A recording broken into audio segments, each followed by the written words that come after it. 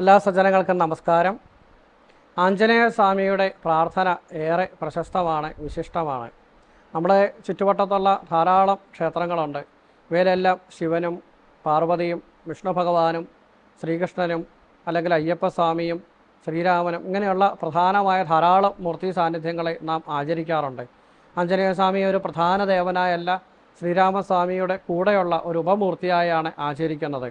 എങ്കിൽ തന്നെയും സ്വന്തം ഒരു ഭക്തി വൈശിഷ്ട്യം കൊണ്ടും സ്വന്തം അത്ഭുത ശക്തികളെ കൊണ്ടും മാന്ത്രിക ശക്തികളെ കൊണ്ടും എല്ലാം ഈ പ്രധാന ദേവന്മാരുടെ എല്ലാം ഒപ്പമിരിക്കാൻ പാകത്തിന് ശക്തി ആർജിച്ചിട്ടുള്ള മഹാമൂർത്തി തന്നെയാണ് ആഞ്ജനേയ സ്വാമി.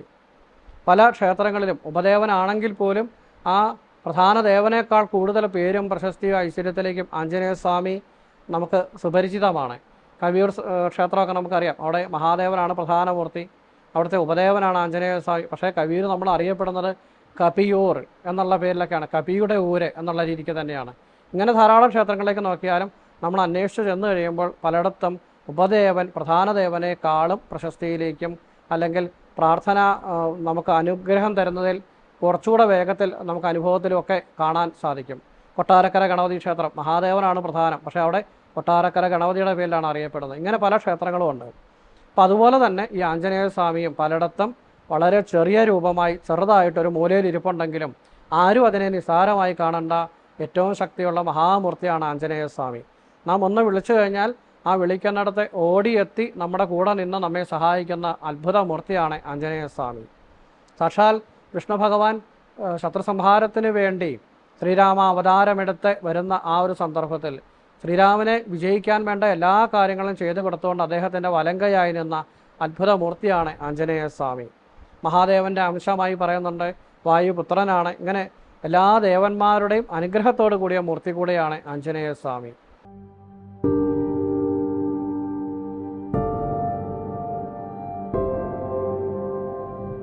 അപ്പം ആഞ്ജനേയ സ്വാമിയുടെ കഥകളൊക്കെ നമുക്കൊക്കെ അറിയാം.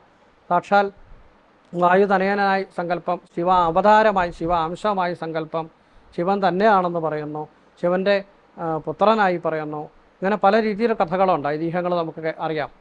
ഇവയിലെ ഏറ്റവും ഒരു പ്രമുഖമായി ചിന്തിക്കാവുന്ന കാര്യം, വളരെ ബാലനായിരിക്കുന്ന വളരെ കൊച്ചു കുട്ടിയായിരിക്കുന്ന ആ ഒരു സന്ദർഭത്തിൽ സൂര്യനെ കണ്ടുകൊണ്ട് സൂര്യനിലേക്ക് ആഞ്ജനേയ സ്വാമി കുതിച്ചടുക്കുകയും അത് കണ്ടുകൊണ്ട് മറ്റു ദേവന്മാർ, ദേവേന്ദ്രൻ വജ്രായുധമെടുത്ത് ആഞ്ജനേയനെ വെട്ടിയെന്നും ആ വെട്ടുകൊണ്ട് താഴെ വീണുവെന്നും ബോധം പോയി എന്നുമാണ് പറയുന്നത്.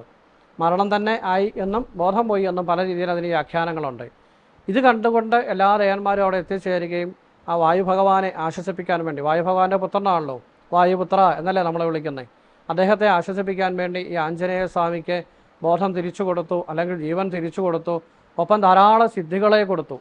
ഒരിക്കലും മരണമില്ലാത്ത ഒരു വരം അത് ആഞ്ജനേയ സ്വാമിക്കാണല്ലോ, ചിരഞ്ജീവിയാണ്. രാമനാമം ഉള്ളിടത്തോളം കാലം അദ്ദേഹത്തിന് രാമനാമത്തെയും ജപിച്ചുകൊണ്ട് ലോകം മുഴുവൻ ചുറ്റിക്കറങ്ങാൻ അനുവാദമുള്ള വ്യക്തി, ഒരിക്കലും മരണമില്ലാത്ത വ്യക്തി എന്നൊക്കെയാണ് അതിൻ്റെ പ്രാധാന്യം പറയുന്നത്. ഇപ്പം നമുക്ക് ഒരുപക്ഷെ നമുക്കൊക്കെ എന്തെങ്കിലും രീതിയിലുള്ള ഐശ്വര്യം കിട്ടിയാൽ നാം എന്താണ് ചെയ്യുക? ആ കിട്ടിയ സമയം കൊണ്ട് ലോകത്തെ മുഴുവൻ തന്നെ നമ്മുടെ കാൽക്കീഴിലാക്കി നമുക്ക് പറ്റുന്ന പോലെല്ലാം നമ്മൾ ഒരു രാജാവായി മാറാനാണ് ശ്രമിക്കുക. എന്നാൽ ആഞ്ജനേയ സ്വാമിയെ സംബന്ധിച്ചിടത്തോളം അങ്ങനെയല്ല. അദ്ദേഹത്തിന് എല്ലാവിധത്തിലുള്ള സിദ്ധികളും ഐശ്വര്യങ്ങളും കിട്ടുകയാണ്. ചെറുതാകാനും വലുതാവാനുമുള്ള അണിമാല ഹിമാ ചെയ്വ എന്നൊക്കെ പറയും. ഐശ്വര്യങ്ങൾ, വലുതാവുക, ചെറുതാവുക, ഭാരം കൂട്ടുക, ഭാരം കുറയ്ക്കുക, പറന്നു പോകാൻ സാധിക്കുക, അദൃശ്യനാവുക, ദൃശ്യനാവുക, ഇങ്ങനെയുള്ള ധാരാളം സിദ്ധികളെയൊക്കെയാണ് ഐശ്വര്യങ്ങളെന്ന് പറയുക. ഇങ്ങനെയുള്ള എല്ലാ സിദ്ധികളും അദ്ദേഹത്തിന് ലഭിച്ചു. ത്രിമൂർത്തികളും എല്ലാ ദേവന്മാരും വന്ന് അദ്ദേഹത്തിന് എല്ലാ വരങ്ങളെയും കൊടുത്തു. ഇങ്ങനെ കിട്ടിയ എല്ലാ വരങ്ങളും പിൽക്കാലത്ത് അദ്ദേഹത്തിൻ്റെ നമ്മുടെ ആ പുരാണത്തിലെ കഥകൾ വായിക്കുമ്പോൾ ഓരോരോ സന്ദർഭത്തിൽ ആവശ്യം വരുന്നുണ്ട്. ഈ കിട്ടിയ വരങ്ങളെല്ലാം പ്രയോജനപ്പെടുന്നുണ്ട്. അപ്പോൾ അത്രയും ബുദ്ധിയും ശക്തിയും എല്ലാമുള്ള ആഞ്ജനേയ സ്വാമി ആ കിട്ടിയിരിക്കുന്ന അതുകൊണ്ടൊന്നും അഹങ്കരിക്കുകയല്ല ചെയ്യുക. നമ്മളൊക്കെ ആണെങ്കിൽ ആ കിട്ടിയ വരങ്ങളെ കൊണ്ട് ലോകം മൊത്തം ഒന്ന് പിടിച്ചടക്കാൻ നോക്കും. പക്ഷെ അങ്ങനല്ല, ഏറ്റവും വളരെ വിനയത്തോടു കൂടി. നമുക്കറിയാം, നമ്മളൊരു ശ്രീരാമൻ്റെയൊക്കെ ഫോട്ടോ നോക്കിയാൽ കാണാം, ഏറ്റവും മുന്നിൽ ആ ഭഗവാന്റെ മുമ്പിൽ താഴെയായിട്ട് സ്വന്തം കൈകളെ കൊണ്ട് മുഖം മറച്ച് വളരെ വിനയമായി നിൽക്കുന്നു, അല്ലെങ്കിൽ തൊഴുതുകൊണ്ട് നിൽക്കുന്നു. ആ ഭഗവാന്റെ പാദത്തെ മാത്രം ചിന്തിച്ചുകൊണ്ട് നിൽക്കുന്ന ഒരു സങ്കല്പം. എത്രയെത്ര രഘുനാമ കീർത്തനം, തത്ര തത്ര കൃതമസ്തകാഞ്ജലിം. എവിടെയൊക്കെ രാഘവൻ്റെ അല്ലെങ്കിൽ ശ്രീരാമൻ്റെ നാമമുണ്ടോ അവിടെ മുഴുവൻ തന്നെയും കൃതമസ്തകാഞ്ജലിയും, വളരെ ഭക്തിയോടുകൂടി തൊഴുതുകൊണ്ട് നിൽക്കുന്ന ആ ഒരു ആഞ്ജനേയ സ്വാമി. തന്നെ മുഴുവൻ തന്നെ ആ ഭഗവാൻ ശ്രീരാമൻ്റെ പാദങ്ങളിൽ സമർപ്പിച്ചിരിക്കുകയാണ് അദ്ദേഹം. അങ്ങനെ ഭക്തിയോടുകൂടി ഞാൻ ആ ശ്രീരാമൻ്റെ പാദത്തിലെ ഒരു ഭക്തൻ മാത്രമാണ്. ഭഗവാന്റെ പാദത്തിൽ ചേർന്ന് കിടക്കുന്ന ആ പൊടി എന്തെങ്കിലും ഉണ്ടെങ്കിൽ ആ പൊടിയുടെ ഒരംശം മാത്രമാണ് ഞാൻ എന്ന് ചിന്തിക്കുന്ന അത്രയും വലിയ ഭക്തനാണ് ഹനുമാൻ സ്വാമി.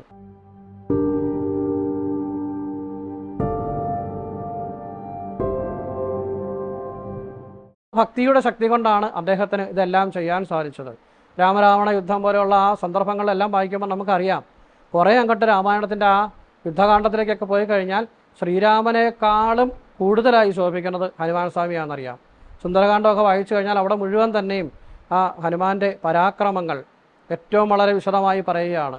ഒരു വ്യക്തിക്ക് വേണ്ടി, ഒരു കഥാപാത്രത്തിന് വേണ്ടി ഒരു അധ്യായം തന്നെ അവിടെ മാറ്റി വെക്കേണ്ടി വരികയാണെന്ന് വേണമെങ്കിൽ പറയാം വാൽമീകി മഹർഷിയെ സംബന്ധിച്ചിടത്തോളം. സുന്ദരകാണ്ഡം മുഴുവൻ തന്നെയും ആഞ്ജനേയസ്വാമിയുടെ ലീലകളാണ്, അദ്ദേഹത്തിൻ്റെ ശക്തിയാണ് പ്രകടിപ്പിക്കുന്നത്. ബാക്കി എല്ലാ കഥാപാത്രങ്ങളെയും ഒന്നുമല്ലാതെ മങ്ങി മാറ്റിക്കൊണ്ട് ശ്രീരാമനെ പോലും ഒരല്പം പ്രഭാവം കുറച്ചുകൊണ്ട് അതിനേക്കാളും എല്ലാം ഉയരത്തിലേക്ക് ആ ഭക്തൻ ഉയരുന്നു. ഭഗവാന്റെ അനുഗ്രഹം കൊണ്ട് ഭഗവാനേക്കാളും മുകളിലേക്ക് ഭഗവാൻ തന്നെ, ശ്രീരാമസ്വാമി തന്നെ ആഞ്ജനേയനെ ഉയർത്തുന്ന ആ ഒരു സന്ദർഭം. ഇങ്ങനെയൊക്കെയുള്ള ഒരു വലിയ ശക്തിയാണ് ആഞ്ജനേയസ്വാമി, ഹനുമാൻ സ്വാമി. അപ്പം ആ രാമായണത്തിൽ നമുക്കറിയാം, പട്ടാഭിഷേകത്തിൻ്റെ സന്ദർഭത്തിൽ ഈ യുദ്ധമെല്ലാം ജയിച്ചു വന്നതിൻ്റെ ആ ഒരു സന്തോഷത്തിൽ ശ്രീരാമൻ ചോദിക്കുന്നുണ്ട്, നിനക്ക് എന്താണ് വേണ്ടത്? എന്ത് വേണേ ചോദിച്ചോ, തരാൻ തയ്യാറാണ്, എന്ത് വേണേ ചോദിച്ചോ. കാരണം യുദ്ധത്തിലൊക്കെ ഹനുമാൻ കാണിച്ച പരാക്രമങ്ങൾ നിസ്സാരമൊന്നുമല്ല. രാക്ഷസന്മാരെ എല്ലാവരെയും സംഹരിക്കാൻ ശക്തി കാണിച്ചു, തൻ്റെ ഇടം കാണിച്ചു, നിസ്സാരമല്ല. അപ്പോൾ അതുകൊണ്ടാണ്, നീ കാരണമാണ് എനിക്ക് എൻ്റെ ഭാര്യയെ തിരികെ ലഭിച്ചത്. എന്ത് വേണമെന്ന് ചോദിക്കുന്ന സമയത്ത് ഹനുമാൻ സ്വാമി പറയുന്നതാണ്, എത്ര കാലം അങ്ങയുടെ നാമമുണ്ടോ ആ നാമം ജപിച്ചുകൊണ്ട് ലോകം മുഴുവൻ ചുറ്റിക്കറങ്ങാനുള്ള ഒരു ഭാഗ്യം എനിക്ക് തന്നാൽ മതി. അങ്ങനെ ശ്രീരാമൻ അനുഗ്രഹിക്കുകയാണ്. എത്ര കാലം എൻ്റെ നാമം ഉണ്ടെങ്കിലും ആ കാലം മുഴുവൻ തന്നെ നിനക്ക് ആയുസ് ഞാൻ തരികയാണ്. നാമം ജപിച്ചുകൊണ്ട് നടക്കാനുള്ള, ഭക്തിയോടുകൂടി ഭഗവാനെ സ്മരിക്കാൻ വേണ്ടിയുള്ള ആ ഒരു ശ്രമം. സാധാരണ എല്ലാവരും പറയുന്നത് ഒന്നെങ്കിൽ ഭൗതിക സുഖങ്ങളെ പറയാം, അല്ലെങ്കിലോ ഈ ലോകം ഒന്നും എനിക്ക് വേണ്ട, എനിക്ക് മോക്ഷം തന്നാൽ മതി, അങ്ങയുടെ കൂട്ടത്തിൽ എന്നെ കൂടെ കൊണ്ടുപോയിക്കോളാൻ പറയാം. ഇതതുമല്ല പറയുന്നത്, ഭക്തിയുടെ രസം, ഭക്തി മാത്രം, ആ ഭക്തിയിൽ എങ്ങനെ ലയിച്ച് നടക്കാനുള്ള ആ ഒരു ആശ്രയമാണ്, ആ ഒരു ഭക്തിയാണ് ഹനുമാൻ സ്വാമിയെ മറ്റെല്ലാ കഥാപാത്രങ്ങളിൽ നിന്നും വ്യത്യസ്തനാക്കുന്നത്.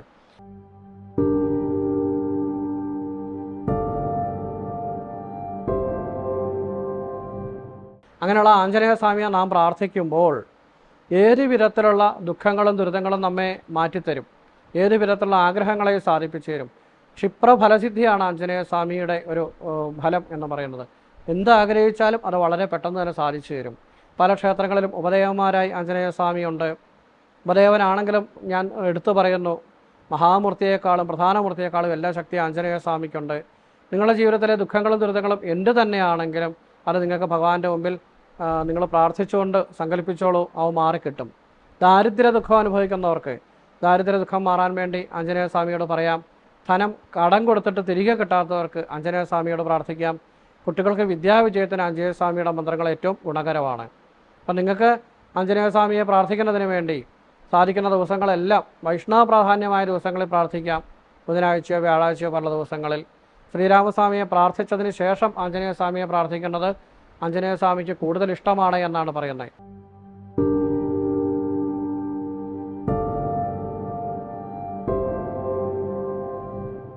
പലർക്കും ഒരു സംശയമുള്ള കാര്യമാണ്, ഈ സന്ധ്യാസമയത്ത് ഹനുമാൻ സ്വാമിയുടെ മന്ത്രങ്ങൾ ജപിക്കാമോ പാടില്ല എന്നൊക്കെ പറയുന്നു. അങ്ങനെയുണ്ടോ എന്നൊക്കെ ഒരു സംശയമുണ്ട്. ഒരു കുഴപ്പമില്ല. കാരണം നമ്മളെപ്പോലെ ഏതെങ്കിലും ഒരു സമയം മാത്രം വെച്ച് പ്രാർത്ഥന ചെയ്യുന്ന ആളല്ല ഹനുമാൻ സ്വാമി. എപ്പോഴും നാമജപത്തിലാണ്. ശ്വാസം പോലെയാണ്, പ്രാണൻ പോലെയാണ് അദ്ദേഹത്തിൻ്റെ ഭഗവാന്റെ നാമം. അപ്പോൾ എപ്പോഴും ജപിച്ചുകൊണ്ടിരിക്കുന്ന അദ്ദേഹത്തിൻ്റെ ജപം ഒന്ന് നിന്നിട്ട് നമ്മൾ ജപിക്കാൻ നിന്നാൽ അതിന് സമയം കിട്ടത്തില്ല എന്നർത്ഥം. അപ്പം സന്ധ്യാസമയത്തെന്നല്ല, എപ്പോഴും ആഞ്ജനേയ സ്വാമി ജപിച്ചുകൊണ്ടിരിക്കുന്നത് കൊണ്ട് തന്നെ ഏത് സമയത്തും നമുക്കും ആഞ്ജനേയ സ്വാമിയെ പ്രാർത്ഥിക്കാം, ശ്രീരാമനെ പ്രാർത്ഥിക്കാം, കുഴപ്പമില്ല.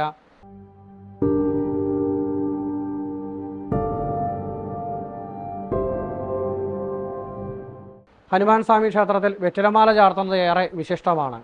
അപ്പം നിങ്ങൾക്ക് എത്ര വയസ്സുണ്ടോ അത്രയും വെറ്റില കൊണ്ട് മാലയുണ്ടാക്കി വ്രതനിഷ്ഠയോടുകൂടി ആഞ്ജനേയ സ്വാമി ക്ഷേത്രത്തിൽ സമർപ്പിക്കാം.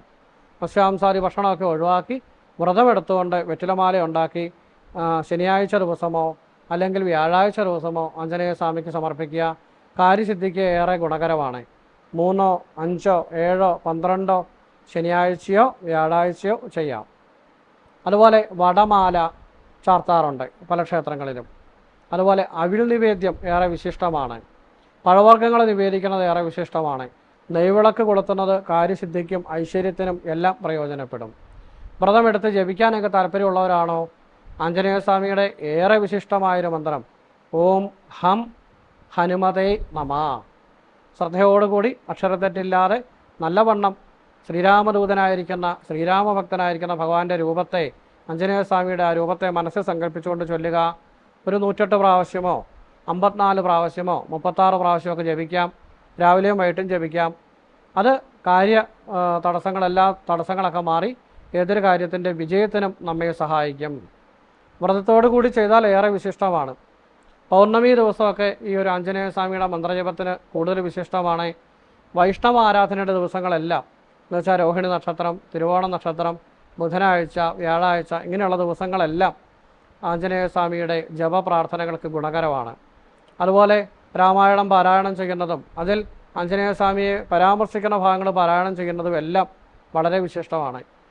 ഹനുമാൻ സ്വാമിയുടെ പ്രീതിക്ക് ഹനുമാൻ സ്വാമിയെ തന്നെ പ്രാർത്ഥിക്കണമെന്നില്ല. ശ്രീരാമനെ സംബന്ധിക്കുന്ന പ്രാർത്ഥനകളോ നാമജപോ ചെയ്താലും അതുകൊണ്ട് പോലും എൻ്റെ സ്വാമിയെ നിങ്ങൾ പ്രാർത്ഥിക്കുന്നു എന്നുള്ള ഒരു പ്രത്യേക ഇഷ്ടത്തോടു കൂടി ആഞ്ജനേയ സ്വാമി നമ്മളോടൊപ്പം ഉണ്ടാവുമെന്നും എല്ലാ അനുഗ്രഹങ്ങളും തരുമെന്നുമാണ് സങ്കല്പം.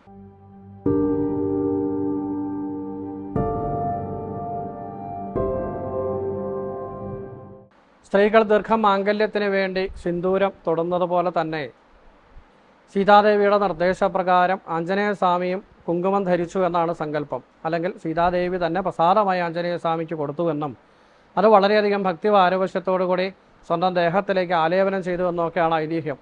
അതുകൊണ്ട് തന്നെ പല ക്ഷേത്രങ്ങളിലും ആഞ്ജനേയ സ്വാമിയുടെ വിഗ്രഹത്തിൽ കുങ്കുമം ചാർത്താറുണ്ട്. അപ്പം നമുക്കും കുടുംബജീവിതത്തിലെ തടസ്സങ്ങളും ദുരിതങ്ങളും ഒക്കെ മാറാനും ദീർഘമാംഗല്യത്തിനും ആഞ്ജനേയ സ്വാമിക്ക് കുങ്കുമം തൊടിയിക്കുന്നത്, കുങ്കുമ അഭിഷേകം നടത്തുന്നത്, കുങ്കുമം ചാർത്തുന്നത് ഗുണകരമാണ്. ശാരീരിക സംബന്ധമായിട്ടുള്ള ഒരു അവസ്ഥകൾ, ആരോഗ്യ സംബന്ധമായ അരിഷ്ടതകളൊക്കെ മാറാനും ആരോഗ്യ ബലത്തിനും വേണ്ടിയെല്ലാം വെണ്ണ ചാർത്തൽ വളരെ വിശിഷ്ടമായ ചടങ്ങാണ്. പ്രമുഖമായ പല ആഞ്ജനേയ സ്വാമി ക്ഷേത്രങ്ങളിലും നമ്മൾ ഈ ചന്ദനം ചാർത്തുക എന്ന് പറയുന്നത് പോലെ വെണ്ണ കൊണ്ട് ഭഗവാന്റെ വിഗ്രഹം മൊത്തം തന്നെ മൂടാറുണ്ട്. അപ്പോൾ വെണ്ണ ചാർത്തുക എന്ന് അതിന് പറയുക. അത് വിശിഷ്ടമായ കർമ്മമാണ്, ചെയ്യാവുന്നതാണ്. വെറ്റിലമാല ചാർത്തുന്നത് കാര്യസിദ്ധിക്കും ജീവിത വിജയത്തിനും ഏറെ ഗുണകരമാണ്. അവിൽ നിവേദ്യം പാപദുരിതശാന്തിക്ക് ഗുണകരമാണ്, കാര്യസിദ്ധിക്ക് ചെയ്യാവുന്നതാണ്. ഇവയെല്ലാം നമ്മുടെ ആവശ്യത്തിൻ്റെ ഗൗരവമനുസരിച്ച് 12, 7, 5 ആഴ്ചയൊക്കെ ആയിട്ട് ചെയ്യാം. ഇതൊന്നുമില്ല, നമുക്ക് പ്രത്യേകിച്ചൊരു ആഗ്രഹമൊന്നുമില്ല, വെറുതെ ചെയ്യുകയാണെങ്കിൽ ഒരു തവണയായിട്ട് ചെയ്യുന്നതിനും വിരോധമൊന്നും ഇല്ല.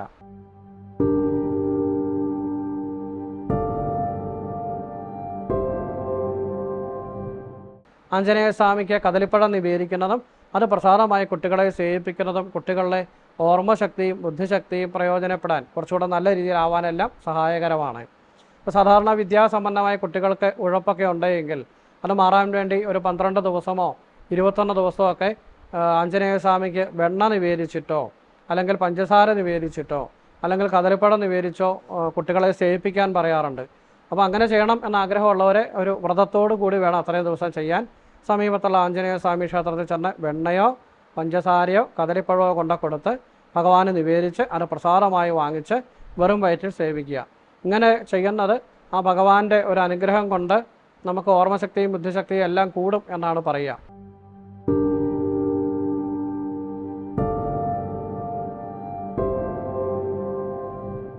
രാമായണത്തിലെ വളരെ ശ്രദ്ധേയമായ ഒരു ഭാഗമുണ്ട്. അവിടെ ശ്രീരാമസ്വാമി ആദ്യമായിട്ട് ആഞ്ജനേയ സ്വാമിയുമായി കൂട്ടിമുട്ടുന്ന ആ ഒരു സന്ദർഭം. അപ്പം സീതാദേവിയെ നഷ്ടപ്പെട്ടതിന് ശേഷം ശ്രീരാമനും ലക്ഷ്മണസ്വാമിയും കൂടെ നടന്നു വരുന്ന ആ ഒരു സന്ദർഭത്തിൽ സുഗ്രീവനോടൊപ്പം ഇരിക്കുന്ന ഹനുമാൻ സ്വാമിയെ ഈ വരുന്നത് ആരാണ്, ഈ നടന്ന് 2 പേര് വരുന്നുണ്ട്, ആയുധമൊക്കെ ധരിച്ച് 2 പേര് വരുന്നുണ്ട്, ഇവരാരാണ് എന്ന് പോയി നോക്കിയിട്ട് വരാൻ വേണ്ടി സുഗ്രീവൻ ചുമതലപ്പെടുത്തുന്നു. അപ്പം ഹനുമാൻ ഒരു ബ്രാഹ്മണ ബാലൻ്റെ വേഷം ധരിച്ചുകൊണ്ട് ഈ ശ്രീരാമൻ്റെ സമീപത്തേക്ക് ചെന്നിട്ട് സംസാരിക്കുന്നു. നിങ്ങൾ ആരാണ്, എവിടെ നിന്ന് വരുന്നു എന്നൊക്കെ സംസാരിക്കുന്നു എന്ന് രാമായണത്തിൽ പറയുന്നു. അപ്പോൾ അതിൽ ആ ഒരു സന്ദർഭത്തിൽ പറയുന്ന ഒരു കാര്യം എന്ന് പറഞ്ഞാൽ ആ ഹനുമാൻ സ്വാമിയുടെ സംസാരത്തിൻ്റെ കുലീനത്വം, സംസാരത്തിൻ്റെ ഭാഷ കേട്ടിട്ട് ശ്രീരാമൻ തന്നെ പറയാം, ഇത് സാധാരണ ഒരു വ്യക്തിയല്ല, സാധാരണയ്ക്ക് അപ്പുറത്തേക്കൊരു വ്യക്തിയാണ്, വിഷം അറിയാനുള്ള വന്നിരിക്കുന്നത്. അപ്പോൾ അത് അദ്ദേഹത്തിൻ്റെ ആ വ്യാകരണം, സംസാര ശൈലി എന്നിവയെ കൊണ്ട് തന്നെ അദ്ദേഹം ഏറ്റവും നല്ല ഒരു വൈയാകരണജ്ഞനാണെന്നാണ് പറയുന്നത്. നല്ല രീതിക്ക് ഭാഷ അറിയാവുന്ന പണ്ഡിതനായിരിക്കുന്ന ഒരു വ്യക്തിയാണെന്ന് ശ്രീരാമൻ തന്നെ സർട്ടിഫിക്കറ്റ് കൊടുക്കുന്ന ഒരു വ്യക്തിയായിട്ടാണ് പറയുന്നത്. അപ്പോൾ അത്രയ്ക്ക് ഒരു പണ്ഡിതനായ വ്യക്തിയെയാണ് ആഞ്ജനേയ സ്വാമിയെ പറയുന്നത്. അപ്പോൾ അങ്ങനെയുള്ള ആഞ്ജനേയ സ്വാമിയുടെ അനുഗ്രഹം കിട്ടിയാൽ നമ്മുടെ കുട്ടികൾക്കും ബുദ്ധിയും വിദ്യയും എല്ലാം പ്രകാശിക്കാൻ അത് നമുക്ക് പ്രയോജനപ്പെടും. അതിനോടൊപ്പം തന്നെ ഹനുമാൻ സ്വാമിയെക്കുറിച്ച് പറയാറുള്ള മറ്റൊരു സംഭവം എന്ന് പറയുന്നത് കലാരസികനായിട്ടും പറയുന്നുണ്ട്. സംഗീതത്തിലൊക്കെ വളരെയധികം പാണ്ഡിത്യമുള്ള നല്ല ഒരു പാട്ടുകാരനായിട്ടാണ് ഹനുമാൻ സ്വാമിയെ പറയുന്നത്. അതായത് ഒരു കഥ വളരെ ഇതായിട്ട് പറയാറുള്ളത്, നാരദ മഹർഷിക്ക് ഒരു തവണ ഒരു അഹങ്കാരം ഉണ്ടായെന്നാണ് പറയുക. അദ്ദേഹമാണ് ഏറ്റവും വലിയ പാട്ടുകാരൻ, എന്നേക്കാൾ വലുതായിട്ട് ആരും ഇല്ല എന്നൊരു അഹങ്കാരം ഉണ്ടായി എന്നാണ് പറയുക. ഈ ഒരു സന്ദർഭത്തിൽ ഇത് മാറ്റാൻ വേണ്ടി ഭഗവാൻ നാരദ മഹർഷി ഹനുമാൻ്റെ അടുത്തോട്ട് പറഞ്ഞു വിട്ടുവെന്നും ഒരു നാരദൻ്റെ കയ്യിലുള്ള വീണ സമീപത്ത് ഒരു പാറയുടെ മുകളിൽ വെച്ചിട്ട് നാരദൻ ഒരു പാട്ട് പാടി, രണ്ടാമത് ഹനുമാൻ സ്വാമിയും പാട്ട് പാടി എന്നാണ് പറയുക. അപ്പം ഹനുമാൻ സ്വാമി പാട്ട് പാടിയ ആ ഒരു സന്ദർഭം കൊണ്ട് ആ പാറ അലിഞ്ഞ് വീണ പോലും അതിലേക്ക് അലിഞ്ഞു ചേർന്നു എന്നാണ് പറയുക. രണ്ടാമത് നാരദൻ നോക്കുന്ന സമയത്ത് വീണ കണ്ടില്ല എന്നും, അപ്പോൾ പാട്ട് പാടി എടുത്തോളാൻ പറയും. പക്ഷേ നാരദൻ അറിയാവുന്ന രാഗങ്ങളെല്ലാം പാടിയിട്ടും ആ പാറ പഴയ രീതിയിലാക്കാനോ വീണ എടുക്കാനോ സാധിച്ചില്ല എന്നും, ഹനുമാൻ ശ്രീരാമനെ സ്മരിച്ചുകൊണ്ട് ഭക്തിപൂർവ്വം രാമനാമത്തെ പാടിയപ്പോൾ, ഒരു പാട്ട് പോലെ പാടിയപ്പോൾ ആ ശിലയിൽ നിന്നും വീണ തിരികെ കിട്ടി, ഉരുകിപ്പോയ ശിലയിൽ നിന്നും വീണ തിരികെ എടുത്തു കൊടുത്തു എന്നൊക്കെ പറയാറുണ്ട്. അപ്പോൾ ഇതൊക്കെ പറയുന്നത് ആ ആഞ്ജനേയ സ്വാമിയുടെ സംഗീതത്തിലുള്ള പാടവം, ഭക്തി എന്നുള്ളതിനെല്ലാം പ്രകടമാക്കാൻ വേണ്ടിയായിരിക്കാം ആചാര്യന്മാർ ഈ കഥകളൊക്കെ നമുക്കായി പറഞ്ഞു തന്നിരിക്കുന്നത്. അപ്പം കലാരംഗത്ത് നിൽക്കുന്ന കുട്ടികളെ സംബന്ധിച്ച് നൃത്തം, സംഗീതം, ഇങ്ങനെ കലാപരമായ മോഹങ്ങളൊക്കെ ഉള്ളവർക്കും അതിനുവേണ്ടിയും ആഞ്ജനേയ സ്വാമിയെ പ്രാർത്ഥിക്കാം. ഇത്രമാത്രം ഏതൊരു കലയുടെയും ഒരു പ്രധാനമായൊരു ഒരു വികാരമായി ഭക്തിയെ പറയാറുണ്ട്. അപ്പോൾ ഭക്തി കൊണ്ട് ലോകത്തെ മുഴുവൻ തന്നെയും കയ്യിലേക്കെടുത്ത, അല്ലെങ്കിൽ സാക്ഷാൽ ഭഗവാനെ തന്നെ കയ്യിലെടുത്ത് സ്വന്തമാക്കിയ വ്യക്തിയാണ് ആഞ്ജനേയ സ്വാമി. അതുകൊണ്ട് തന്നെ ആ കലാപരമായ ഐശ്വര്യത്തിനും എല്ലാം ആഞ്ജനേയ സ്വാമിയുടെ അനുഗ്രഹം നമ്മെ സഹായിക്കും.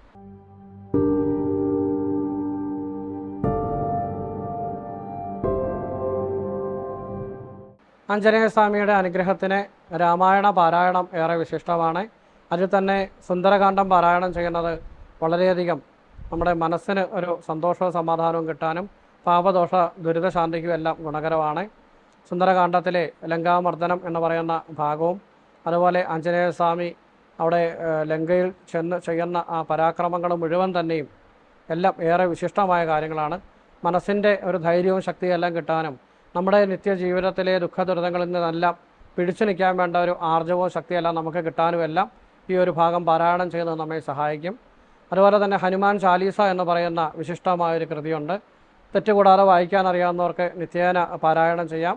എല്ലാ ദിവസവും പറ്റാത്തവർക്ക് ഞായറാഴ്ചയോ ബുധനാഴ്ചയോ വെള്ളിയാഴ്ചയോ കണക്കാക്കി ആഴ്ചയിൽ ഒരു ദിവസം മാത്രമായിട്ടും പാരായണം ചെയ്യാം.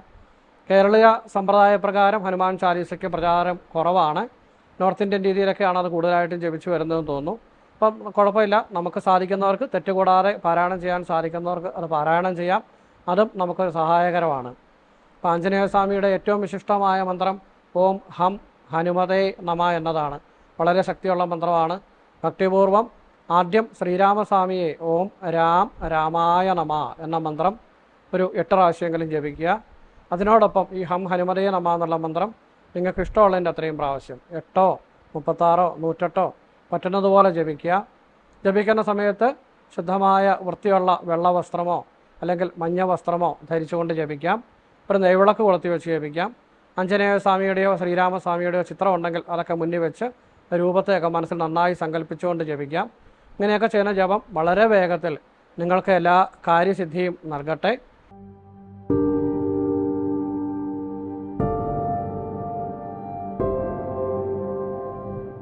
ആഞ്ജനേയ സ്വാമിയുടെ ക്ഷേത്രത്തിൽ ദർശനം നടത്തിയാലും അവിടെ ഇരുന്നുകൊണ്ട് ഭഗവാനെ സങ്കല്പിച്ചുകൊണ്ട് മുമ്പ് പറഞ്ഞു തന്നതുപോലെയുള്ള പല വഴിപാടുകളോ പ്രാർത്ഥനകളോ ഒക്കെ ചെയ്യാം. താമരമാല ചാർത്തുന്നതും തുളസിമാല ചാർത്തുന്നതും ഒക്കെ വളരെ വിശിഷ്ടമാണ്. വെറ്റിലമാല ചാർത്താം. ഇങ്ങനെയുള്ള സാധിക്കുന്ന കർമ്മങ്ങളൊക്കെ നമുക്ക് ചെയ്യാം. നമ്മുടെ സ്വന്തം കൈകൊണ്ട് തന്നെ ഭഗവാന്റെ മുമ്പിൽ ദീപം തെളിയിച്ച് വെക്കുന്നത് ഏറെ വിശിഷ്ടമാണ്. ക്ഷേത്രത്തിലൊക്കെ ദർശനം നടത്തുകയാണെങ്കിൽ എള്ളെണ്ണ കൊണ്ടോ അല്ലെങ്കിൽ നെയ്യ് കൊണ്ടോ ആഞ്ജനേയ സ്വാമിയുടെ മുമ്പിൽ നമ്മുടെ വയസ്സിന് കണക്കാക്കി ദീപങ്ങൾ തെളിയിക്കാം. ഓരോ ദീപം തെളിയിക്കുമ്പോഴും നിങ്ങളുടെ മനസ്സിലുള്ള ദുഃഖങ്ങളും ദുരിതങ്ങളും ഒക്കെ നിങ്ങൾ ഭഗവാനോട് പറഞ്ഞോളൂ. ആ ദീപം തെളിയിച്ചു വരുന്നതിനോടൊപ്പം തന്നെ അവയെല്ലാം ഭഗവാൻ മാറ്റിത്തരും. ഇങ്ങനെ ഏറ്റവും ഒരു നല്ല രീതിക്ക് നമുക്ക് മുന്നോട്ട് നമ്മുടെ കൈ പിടിച്ച് മുന്നോട്ട് കൊണ്ടുപോകാൻ പറ്റുന്ന ഒരു മൂർത്തി സങ്കല്പമാണ് ആഞ്ജനേയ സ്വാമി. ഭഗവാന്റെ അനുഗ്രഹം എല്ലാവർക്കും ഉണ്ടാവട്ടെ എന്ന് പ്രാർത്ഥിക്കുകയാണ്.